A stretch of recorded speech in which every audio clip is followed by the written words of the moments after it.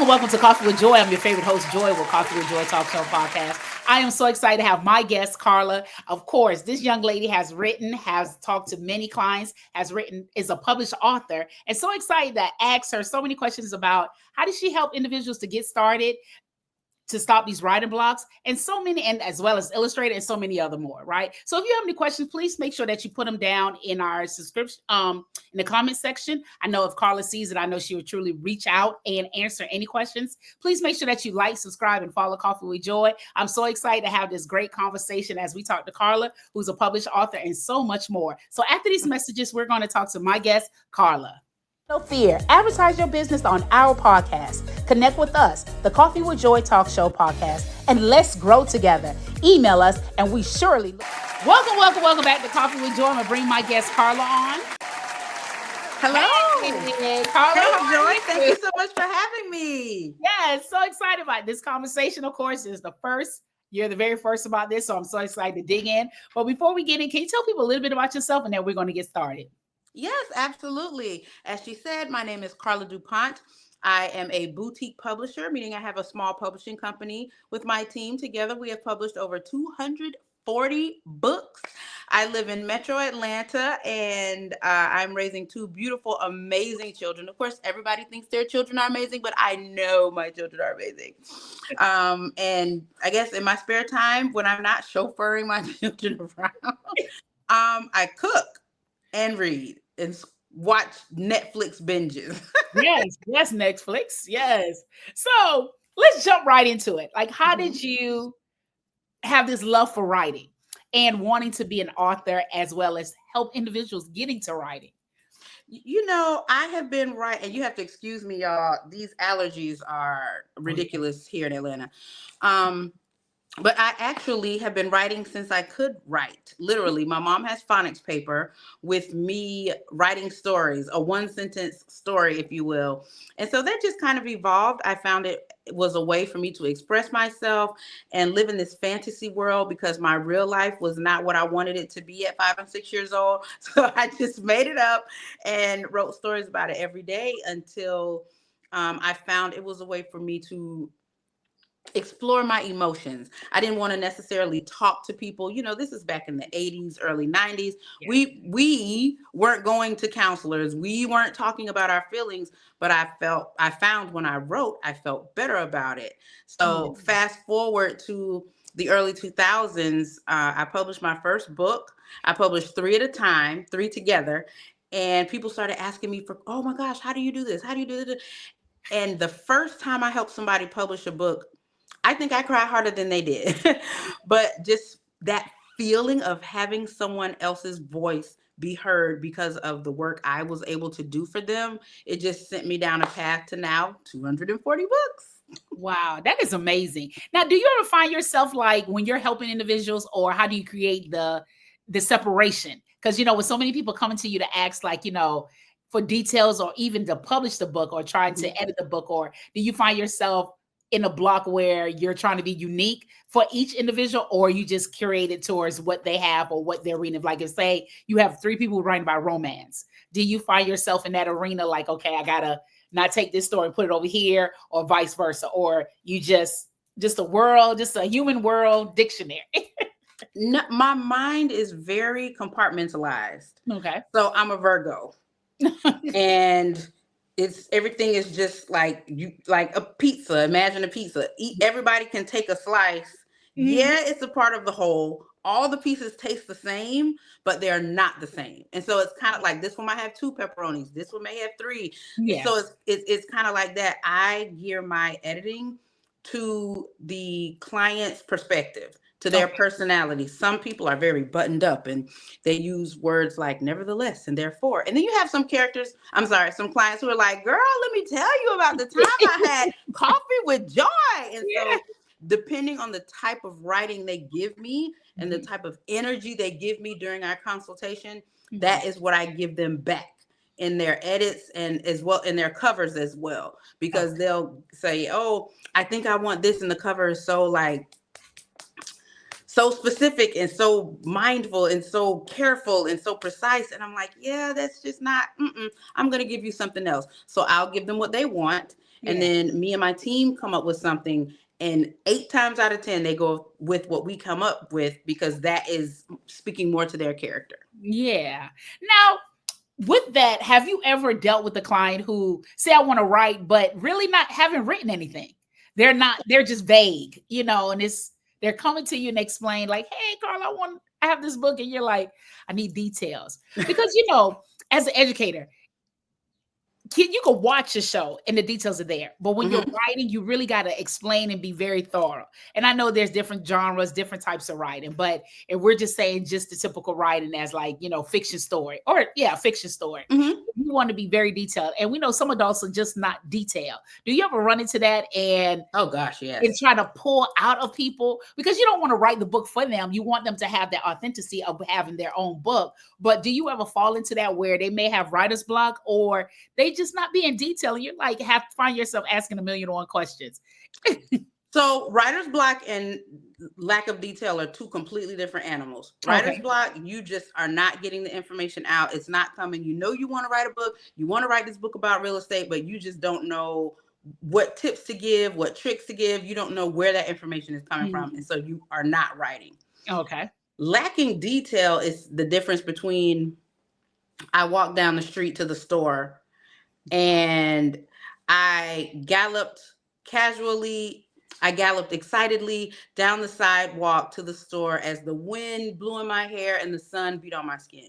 So I would take I walked to the store, and when I edit it into painting that picture, because some people just can't. They just don't have it in them, and that's a talent, thankfully, that I possess. Yeah. So I'm able to give them a little bit more. And some clients will say, hey, show me how to write. So I'll do a test edit on 1 or 2 pages. Okay. Send it to them, and they can see my track changes, and it shows them how they can change the rest of the book themselves. And if they want that gratification, they'll change it themselves. But to be honest with you, most people do not have the patience to do it.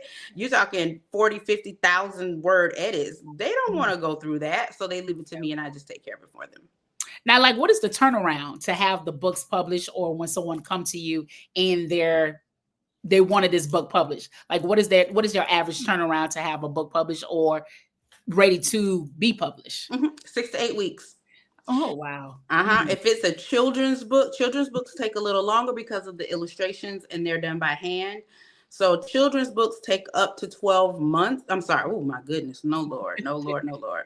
Up to 12 weeks. Yeah. But regular books, 6 to 8 weeks. And depending on the client, again, I have some clients who are ready to go. One of my besties, he's not one of my best friends. He came to me as a client. We are 16 books in with him, but he'll call me on Wednesday and say, hey, what are you doing this weekend? I need you. And he'll open up a Google Doc and he will write his book, and I'm editing in tandem as he's writing. So from the time he says, I want to write my book until the time it goes to print, you're talking 4 days. So it just depends on who the client is and how quickly they can respond to my questions and, feedback about their cover and things like that. Wow. Now I want to go back to the illustration, because I know sometimes, people can draw. Okay. I believe everybody can draw, but there's some people who's very fine. And again, drawing is different, right? Because I see some drawing that has made some great money, and I'm like, that's all I had to do was make a line and some a small you'd be surprised, right? Right. But of course, as we're talking about books, especially when you're doing children, do you find it hard for illustrators to really bring out this story? Because we know some features could be hard when we're talking about a children's book, right? Some artists can't really captivate that. Do you have your own staff created for that and be able to make it soft and really make it children-like? Yes. That's so hard. My children's book illustrator has a myriad of styles. You can literally, I sent him a picture of my daughter and said, draw a picture of, I want a character after her. And he sent me 2 or 3 options. We went back and forth, and we got it. And the little girl looks just like her. And then my daughter wrote a series of children's books. And one of the children's books has our family in it. Me, my son and my ex-husband are all in the book, and we all look like who we look like. So he can draw the character to look just like you, but he also can draw in broad, whimsical. We did a book for the Ron Clark Academy last year, And he did his normal children's book illustration. He sent me the first draft. So before I send anything to the client, me and the illustrator go back and forth 2 or 3 times. Okay. Because it has to pass my standard before Yeah. I send it on. So he sent it to me and I said, this isn't big enough. Try again. And he sent me another. I was like, this isn't big enough. Try again. And he sent another one. Listen, think Harry Potter elementary school drawing children's book. And what he came back with literally brought tears to my eyes. Wow. So we are able to, because we've been working together for so long, I can tell him like, this is ugly. I don't like it. Yeah. You be very direct. Yeah. Right. That's someone feels getting hurt. Now, do you find like the AI situation plays like a part, or do you think that's like kind of what limited people for finding or getting illustrators, you know, because what people can do with AI, I know with my, God, I ain't saying infinite, but with my mega mind, what I can do in this mega world is, you know, it's trying to take jobs out. Now, as an author, do you find that to be an issue or a problem as it come along?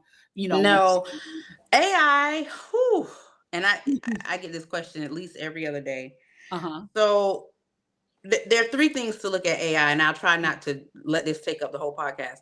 But one, when AI produces an image, you can put a whole book in AI. I mean, in whatever you're using, whatever AI program you're using, and it'll have 10 illustrations. The illustrations won't look the same. They won't be consistent. Cool. So you still need a person to make it be consistent. And I just published a book last week where the client did her whole book in AI, and she did a good job. The illustrations were beautiful, but her main character, she had 5 main characters on 10 pages. It didn't look the same. So I asked her which one did she like, picked it, and then one of the main characters had 2 different dresses on. Okay, which dress do you like? She chose it. I sent it to my illustrator, had him make a dupe of it. Send it back to her. She said, yes, this is good. So then he had to go and redraw the book, AI produced for her to keep everything consistent in the style and the characters and things like that. 2, my clients are, if AI has helped them to write the book, they still can't publish it. AI can't publish the book for you. You still need those steps. So it's not taking over my job in that capacity. Okay. And then 3, with the ghostwriting, a lot of people are using AI for ghostwriting books. Like, oh my gosh, I don't have to write it myself. My clients are too busy to fool with any of it. They literally just want to hop on a Zoom, my ghostwriting clients. They just want to hop on a Zoom and say, hey, write me a novel about 4 friends who are going on a vacation, or write me a book about real estate. And I'm like, cool. What are your main points? Boom, boom, boom, boom, boom. And the next time I see them, they have a book that they've read and have gone through it because I wrote it so fast, and we're moving on. So right at this point, AI is not affecting me negatively. Yeah, and I agree. And listen to your points. You make some good points there, because I think, okay, AI does the whole number, but we still got to get in between. You know, it's the 1.1, 1.2. We can give you the overall, but now I need to go with the details, like surface. Even though it looks good on surface, but we got to dig deeper. There's something wrong, like you stated, the consistency of the art. You know, we can't have 2 different characters. So it's like, wow, I didn't think about that. Because, you know, with AI trying to come in and, you know, forcing people, quote unquote, trying to learn on how to operate, on how to utilize that, and really take the creativity away, you know, just put in 2 words and just give me something. But and it doesn't give you what you want. I'm working with, I was creating posters for my daughter's school for Teacher Appreciation Week. And I was like, okay, I want a blue dragon with wings, sitting in a gold chair with a gold necklace. And he created I was like, oh my God, that's perfect. It's beautiful. So, okay, now take that dragon and have him lay down asleep. And it just gave me the same dragon. I was like, no. Have the dragon asleep. Same dragon. Okay. Have the dragon look relaxed in a chair, sitting down. Laying down on a bed. Same dragon. So I put in like 7 or 8 different prompts, and I got the same dragon over and over and over. Maybe the background was a little bit different. It was pink instead of blue, or gold under, you know, on the underbelly of the dragon instead of silver. But it didn't give me what I wanted. So they're still, you know, AI is new, it's fresh, it's still ironing out the kinks. And when you have people, you may have 3 arms, you may have 7 fingers. You just don't know what you're going to get. So my clients want excellence, and I want excellence for them. If I'm not proud to put my name on the book, I'm not going to publish it. That part. Yes, yes. So that brings us to our commercial. Thank you all so much. After these messages, we're going to continue to talk to my guest, Carla, on how she started her business and how did she get to 240 plus. She is growing and growing and growing. So, of course, if you would love to be an author, please do check her out. Make sure that you like, subscribe, and follow Coffee with Joy. And if you'd like to patronize our company, please make sure that you follow our QR codes. After these messages, we're going to continue to talk to my guest, Carla. We have officially stepped into the second quarter of the year, and this is our moment to refocus, recharge, and recommit. So you, too, could join Coffee with Joy show and getting your energy and motivation back. Welcome back to Coffee with Joy. Bring back on my guest, Carla. Hey, Carla.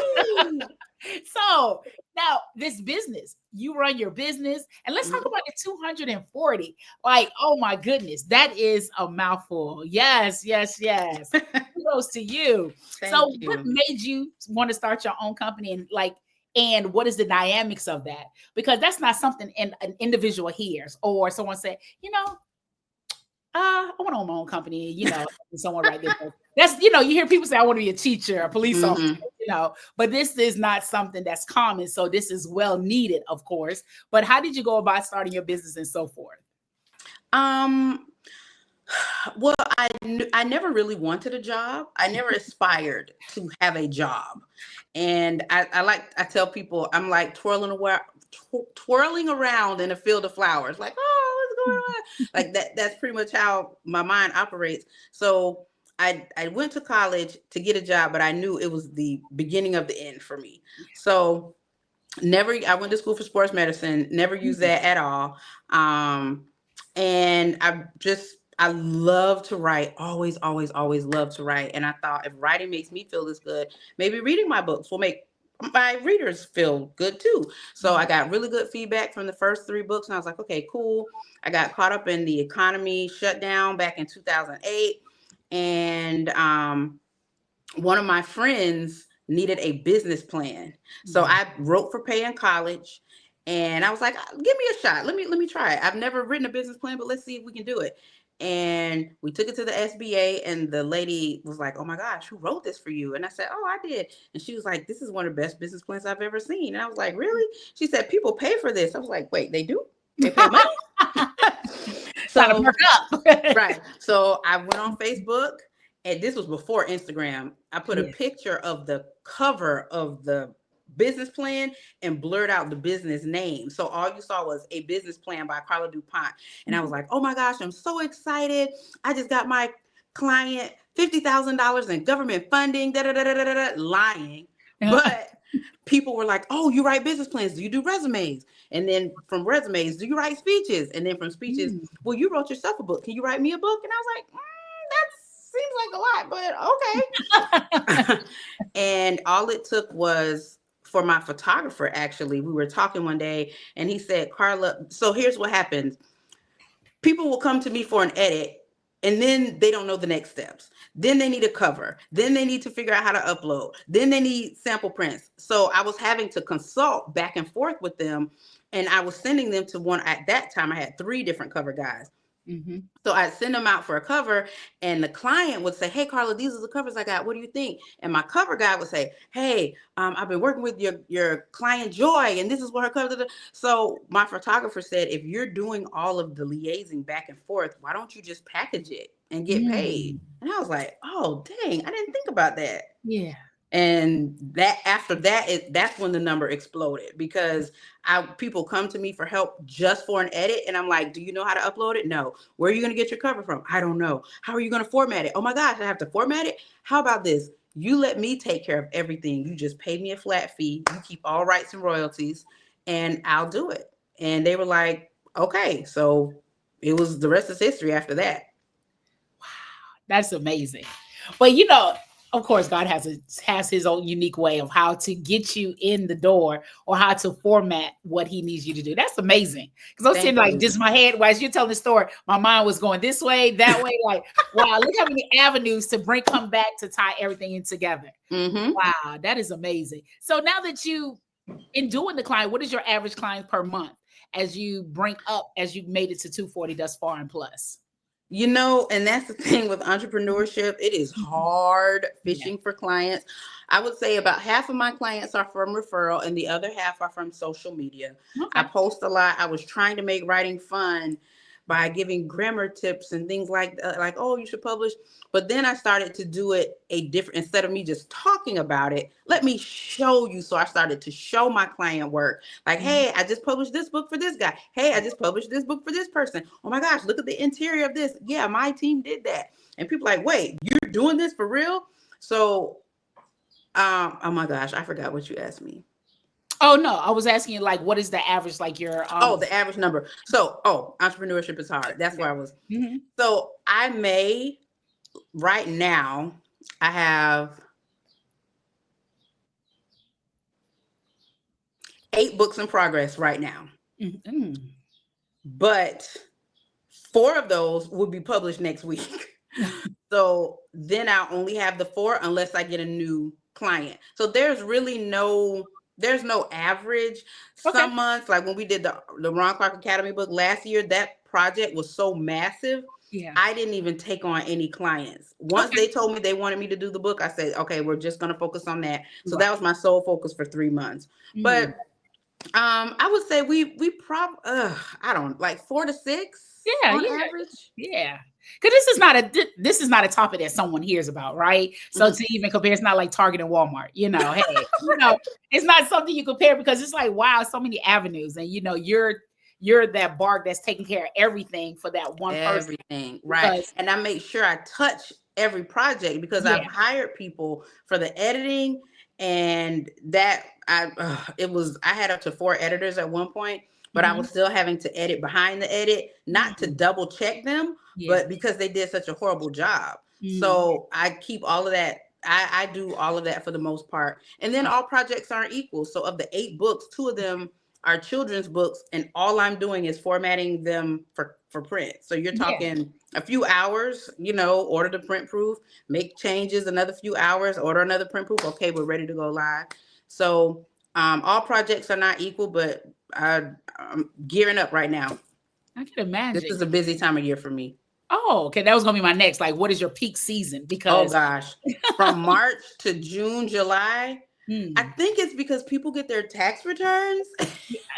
And then you know what I was thinking too, as you said, June and July. I was thinking, well, many people on vacation. I could solely commit to this. Yeah, That's could what I was be. thinking. Like, okay, oh Yes, that wow, could definitely be it. But from March to, I would say, July, things are like yeah, going, going, going, going, going. And then when beautiful. school starts, they slow down a little bit. And then I also am not willing to take on that many projects. I'm Yeah, one of those like super bomb volunteers. I'm very active. So I don't, and I tell all of my clients, my children come first. yeah, So I may need another week on your project because I've been at my daughter's school all week.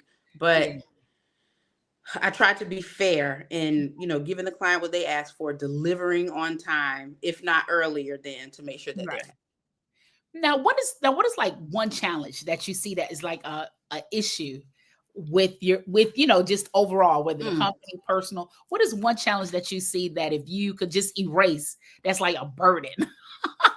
Finding clients. Mm, Finding clients is hard yeah. because we live in such a DIY culture now, especially with YouTube University. People think they can do it themselves and they don't want the help. And then it's, well, why should I pay you when I can Google these steps?